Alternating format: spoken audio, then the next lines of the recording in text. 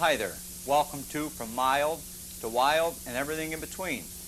Today I want to bring it to your attention that we've had some videotapes which were sent to me by some of the viewers. We've got one which pertains to the Thunderbird. We've got another one which pertains to the Corvette. It's the history of how they got started and who actually did the designing and testing and things of this nature. I've also got one here in the front of me which NHRA, that's the National Hot Rod Association, sent to me. It shows you how important your education is. You've been with us for the last, this is our 15th program, and you see all the different things and measurements that we're doing here. Needless to say, education is very important no matter what you do, whether it's building a hot rod or pursuing higher education.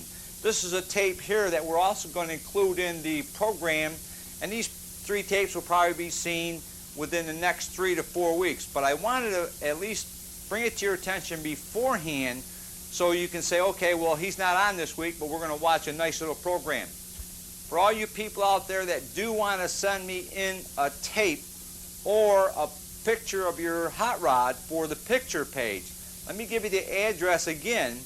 It's Do Drags Not Drugs at 344 East German Street in Herkimer, New York. The zip is 13350. Now let me set that aside. I indicated to you last week that the carburetor and the ignition system are very critical in as much as getting the maximum amount of horsepower out of that engine. We've gone through the carburetors, and like I told you, I don't want you to be afraid of these pieces. Just pay close attention when you take them apart. If you have to, take one piece out. I have long benches. I use long benches. I take the first piece out and I set it down, and I take the second piece out and I set it down. I actually photograph it in my memory as to how they came apart. They go back together the same way, just like in that carburetor. I want to start off by showing you some different ignition systems. This particular one right here is probably late 60s, early 70s. This is what they called the Corvette distributor. It had a tach drive for your tachometer. Now, what we had done to this one, let me take this top off here. This here's where you're going to be setting your timing. A basic rule, like with me, if you've got some racing fuel in your automobile, you can go ahead and set your initial timing anywhere between 14, 16, 18 degrees because you've got some good fuel in there. When you're driving on the street and you've got regular gas, you've got to back that initial timing down to anywhere from 4 to 6 to 8 degrees. Same with the top end. Top end I normally run 38 to 40 degrees, but when I'm on lesser gas, I'll bring it down to 34, 36, depending on what the quality gas is. But you got to remember that pre-ignition. Remember them pistons that I showed you that had the holes in them? When you hear that little rattle in the distributor, that's called pre-ignition. You're doing damage. You've got to back that timing down until you hear no ping. They tell the computer today takes over and actually retards the spark for you. If you're using a distributor like we're using, you have to manually go in there and set the timing. And here's how it's done. On the top of this distributor, it's what they call a centrifugal advance. The faster the distributor goes, the weights swing out and advance the timing. Now, there's 2 springs here. What you do is you put from a light to a medium to a heavy spring, which will allow the advance to come in sooner or come in later. Depending on what your vehicle weighs and what you're doing for horsepower and what you fuel, there's a lot of maybes that you got to take into consideration. The one thing that you have to remember is you don't want no detonation. So you got to keep backing that distributor down. And I've had actually back down to 2 to 4 degrees to get rid of the ping, because when you start to go up a hill, you'd hear that rattle. And I think you're all familiar with it by now. It's nothing new in the market. But anyways, we used to use this type of distributor. Changing the weights would give us the advantage of the advance.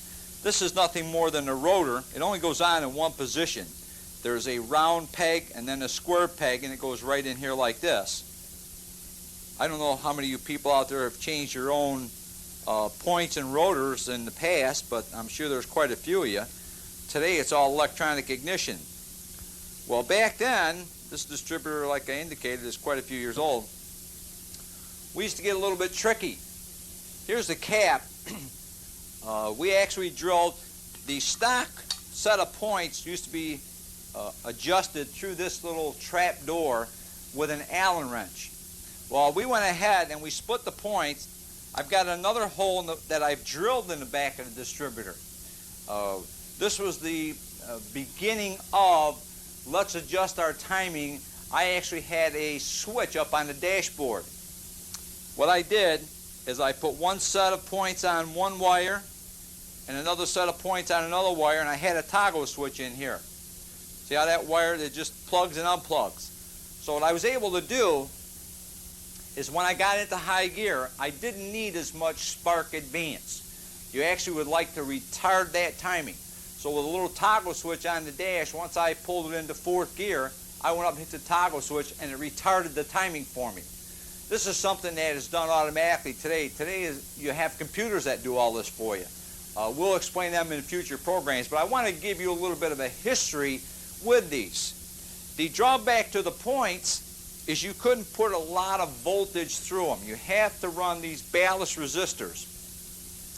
So you've got 14 volts in your charging system. I think I was able to bring it up. They actually bring them down to 8 to 9. I was actually able to bring the voltage up to about 10.5 volts to the points without burning them up. And this is something that today you don't need to worry about because they're all electronic. But I want to give you a little history on this. Now you know that the aftermarket industry, they'll either make their own or improve on an existing part. This particular company right here did about the same thing. They took that dual point distributor and they've done the same thing right here. They've made it much better in as much as they've gone in and redesigned and put roller bearings in here. And they've made it so it's got a plate on the top, which I'm taking off right now, with a bearing in it. And it controls the sidewards motion of the shaft itself. This was a handy little thing that I liked. Now what you did is this company's same thing. There's that plug-in. On the one side it's marked the black wire. On the other side is marked the red wire. So what you would do on initial setup is you'd come in, unplug the black set, and set the red set first. So you'd come in there with a dwell meter and that little Allen wrench and you'd set it to, say, 26 degrees of dwell. Now you come back and plug the other set of points in. You'd set the total dwell at 34, 36 degrees of dwell. And that's where you get your ability to retard the timing.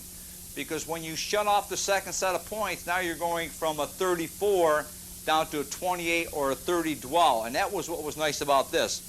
But they did, leave it up to the aftermarket people. It's still that tack drive distributor. There's that for that tack cable. But they've made it much more heavy duty. The points on the initial or the original cars had a spring on them, which was 28 ounces of tension. So as your cam was revolving, your spring tension was 28 ounces. This company came in with a stock set, which was 28 ounces, but they also came in with a race set, which boosted the pressure up to 40 ounces. So at 7, 8, 9,000 RPMs, you didn't get that bounce. The additional spring weight kept the points up tight to the camshaft that it was revolving on. You can see the evolution of these parts. There's some great engineers out there that have done their homework.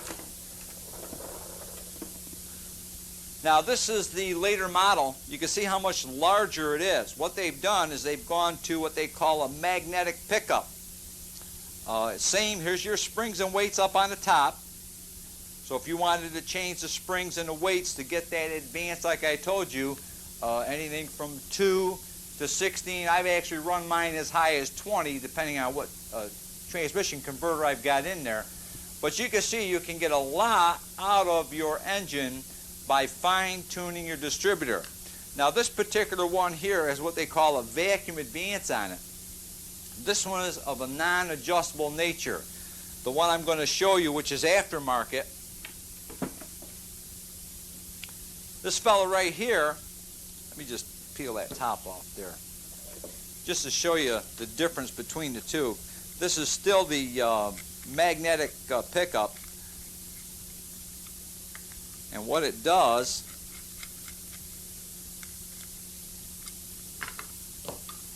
you can see I've got, you can't see on camera, but I've got two different springs in here. I've got a silver and a gold spring, and that seemed to work real good on this distributor. Now what you've got is you've got a magnetic pickup.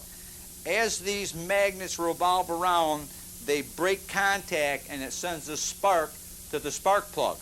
But this is all electronic. There's no points in here. I think I indicated to you the points were kind of a problem. You had to go in there periodically and reset them. You had point bounce in them. They weren't really as accurate as your new distributors are. And this one here, same thing.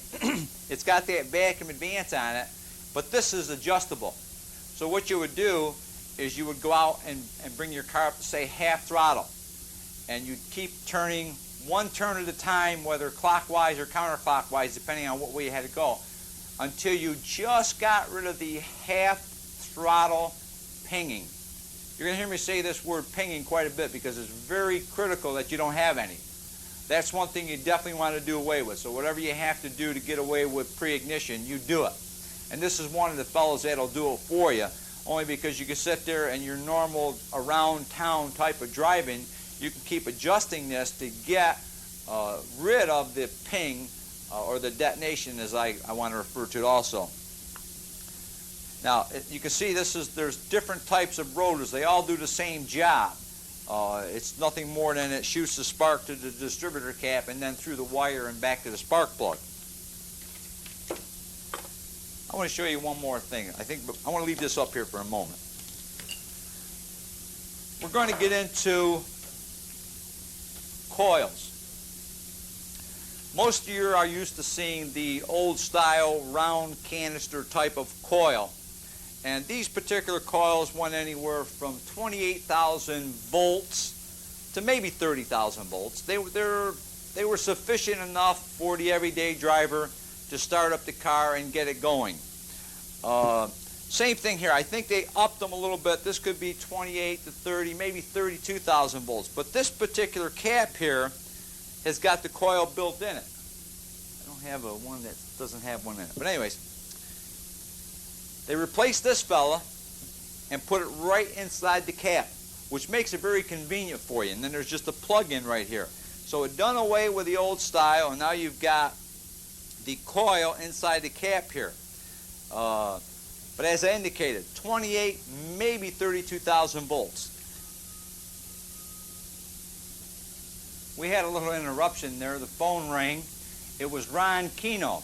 Now, for you people that live in the valley, everybody knows Ron.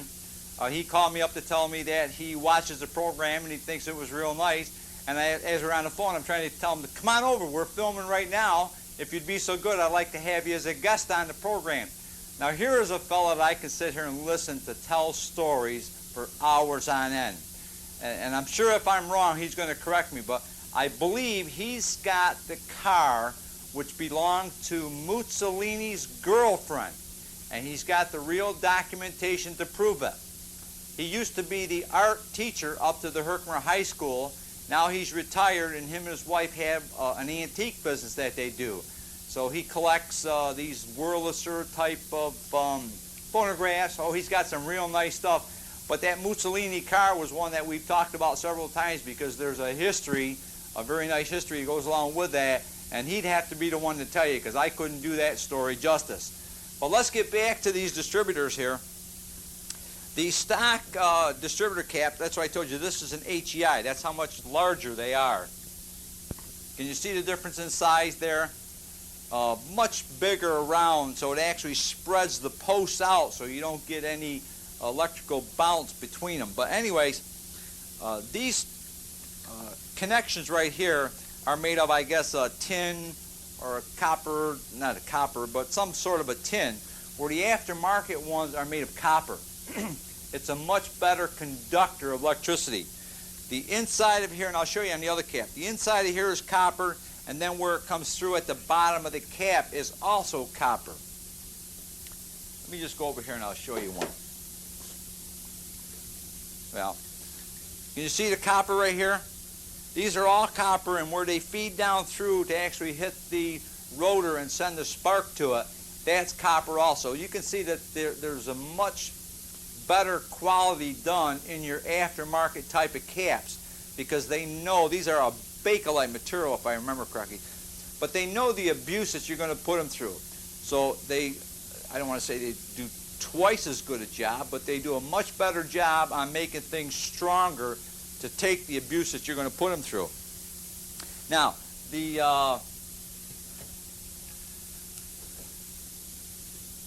I showed you the round canister coil. I showed you the coil that sets down inside of the distributor cap. I've got one more coil here. This particular coil puts out 50,000 volts. In order to use this, you've got to change the top portion of the cap, and I'm going to show you. What you've got is underneath here would normally be that coil. They take the stock located coil out, and they put a little adapter in here, and you see the spark plug wire that comes out? This is a special little setup that you can get if you want the additional voltage. And what it does is it actually plugs right into the coil like that. So you're back to a conventional coil with an electronic ignition, but it's got 50,000 volts. Now, the only thing that you would do different is normally there's a plug right here.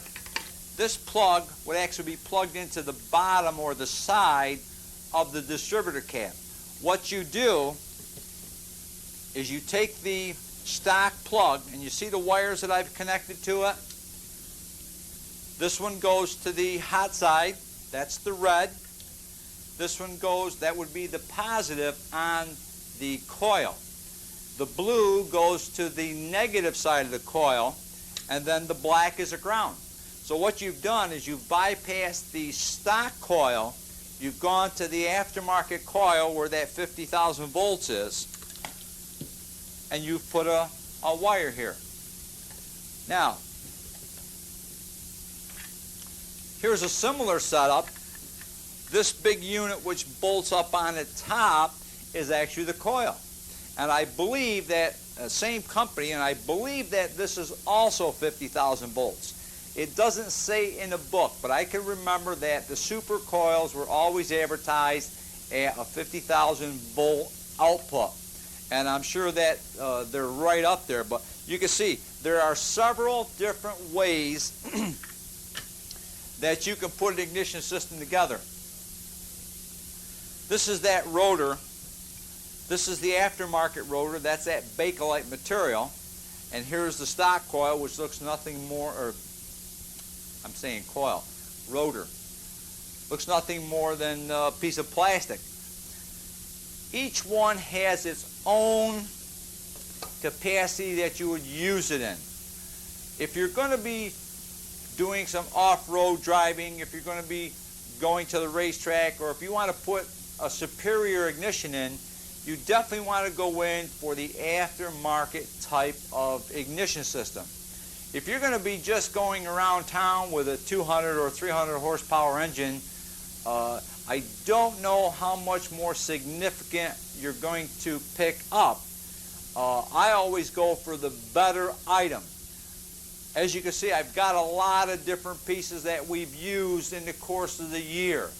The history of them, and that's why I wanted to bring you up to date as far as what we have done, what we have used, what you've got to look for.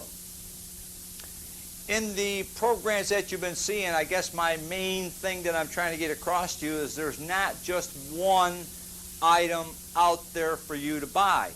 There's usually at least 2, 3, or 4 different manufacturers which are putting out a good product. It's up to you to have the knowledge to go out there and buy the one that'll fit your need. The problem with it is, I order the different catalogs from the different manufacturers, and I have sponsors that send me catalogs. So I can sit there on a Sunday afternoon while I'm watching TV and go through and see what each product does. Why is one more superior than the other one? Or what use would you have for this one opposed to this one? So I end up getting a lot more knowledge, and I think you've seen it. In other words, I can be like a Sunday general. I can talk a little bit about everything. It doesn't make me the professor. I only want to bring it to your attention that there are pieces out there that you have to investigate and use for your own particular application. I want to talk to you just for a moment.